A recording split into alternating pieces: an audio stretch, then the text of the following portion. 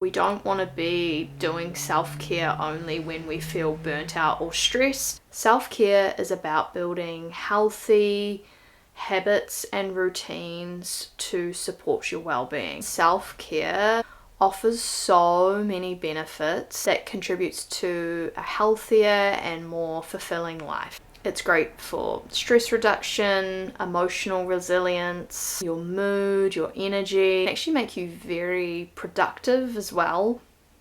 Honestly, the list could go on with how many benefits you get from self-care. Self-care is essentially about taking deliberate actions to look after your mental, physical, and emotional health. What self-care looks like varies from person to person, and it's just about finding what works for you. It's actually quite common for people to struggle with prioritizing self-care. I feel it is my personal mission to remind people to prioritize their self-care because it really is the foundation of your well-being. When we prioritize our needs, we're more equipped to handle life's challenges, engage in healthy relationships, and actually work on ourselves and achieve our goals and our dreams. People struggle to prioritize self-care for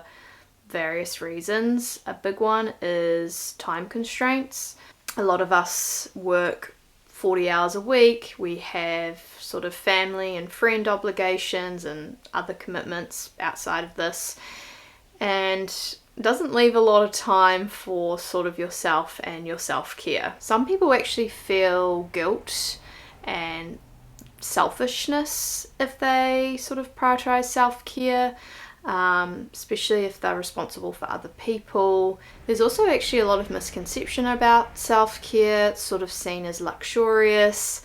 Sort of the big one though that stops people from prioritizing their self-care is lack of sort of motivation or energy. Signs that you are neglecting your self-care sort of creeps up on you, and it sort of manifests in your behavior, the way that you're feeling, and sort of the way that you're acting as well. Anxiety, stress, being overwhelmed, difficulty concentrating, maybe changes in your appetite, so maybe eating too much or not eating enough. You get maybe sick a lot, physical pain and aches, neglecting your basic needs, so sort of your basic hygiene, like not brushing your teeth or not showering enough. If you're experiencing several of these signs, it means that your well-being is suffering and that you need to prioritize your self-care.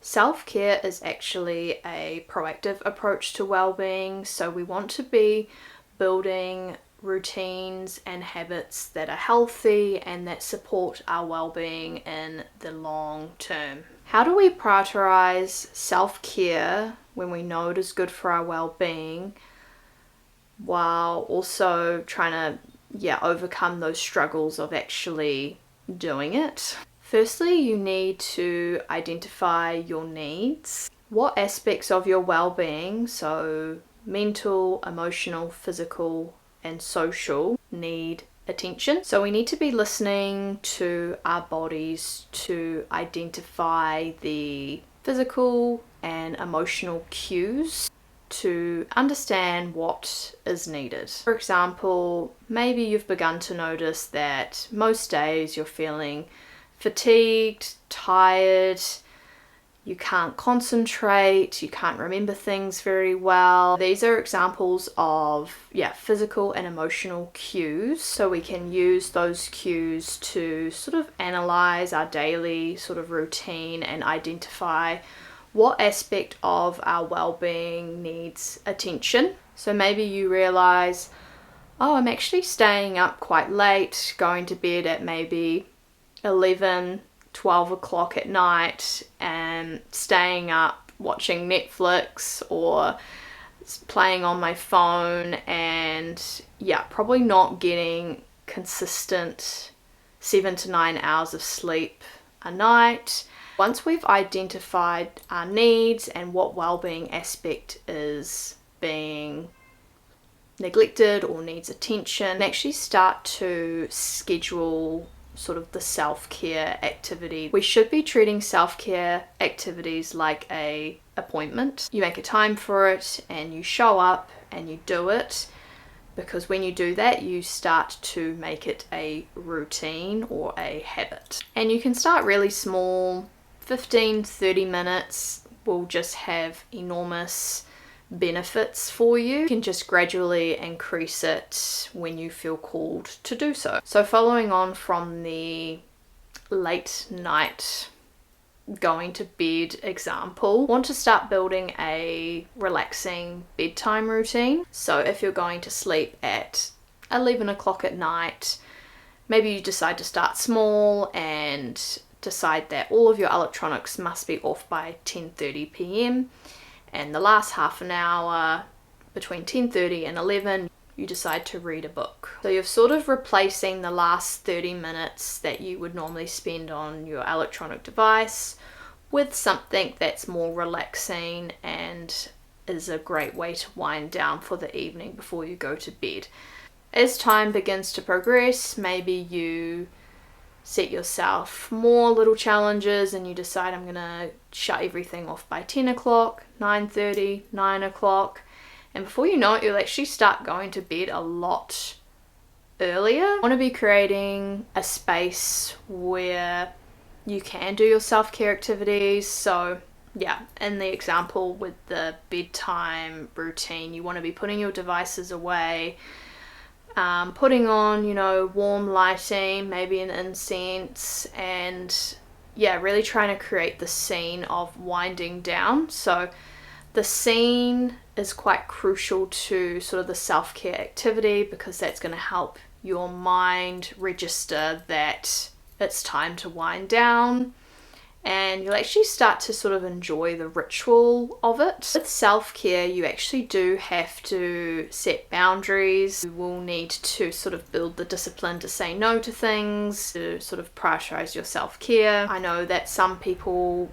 get really influenced by other people, so you will have to be quite strong and communicate to others that you have needs that you need to meet through your self-care activities. If we're trying to prioritize self-care activities, we want them to be easy, at least initially, because if it feels hard, we'll just end up giving up and just fall back to our default setting and sort of staying in the habits that aren't so good for us. It's not about trying to be perfect, it's just about trying to build healthy habits and routines and showing up for them and just making a conscious effort to do it.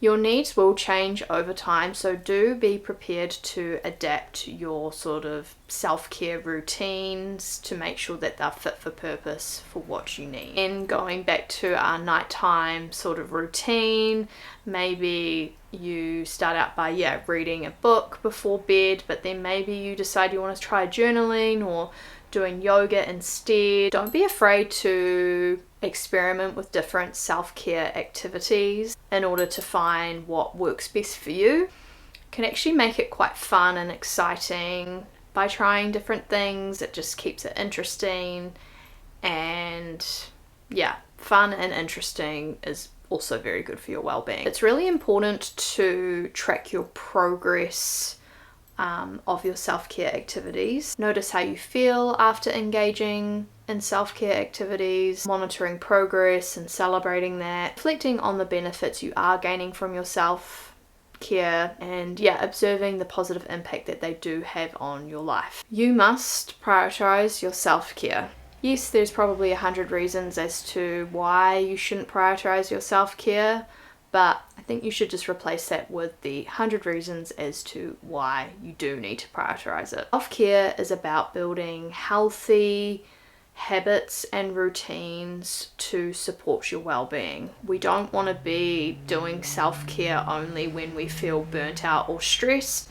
We want to be doing them when we're feeling good as well, because that sort of builds this buffer for you so that when you are feeling challenged in life, the self-care activity is what's going to keep you feeling stable and strong and positive so that you can confront those challenges in a more positive way. Pay attention to your needs, pay attention to your physical and emotional cues, build routines that support you to be the best version of yourself. Stay committed to these routines, stay disciplined, make it easy and fun at the same time. Don't be afraid to trial and experiment different self-care activities. Try different things when you feel called to do so. It's not about trying to be perfect, but it's just about making a conscious effort to